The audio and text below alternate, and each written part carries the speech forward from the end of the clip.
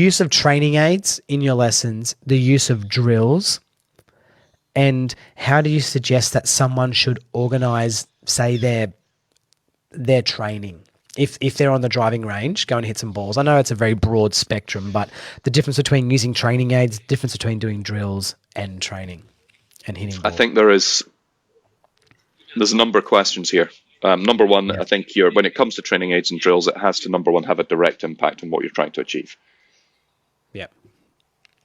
So obviously, and again, you can measure that. If you give someone a training aid and you ask them to use that training aid, however, does it fundamentally shift the data towards something more appropriate? Mm-hmm. Number one. If so, it maybe has a place. It's important that training aids never become crutches. Yeah. I think training aids.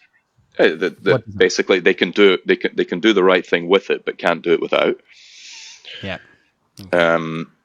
Training aids, if they provide the player access to better data or a better impact position, then the training aid there is for one reason and one reason only, and that is to help the player develop the feel of correct. I see a ton of great training aids, and I certainly don't mind using a training aid, but I'd still rather they were able to do it without. And drills fall into much the same category, to be honest, Toby, that ultimately if the player can do the drill well, is it creating better movement that creates better impact? Yes. Okay, let's proceed with it. No, sack it off.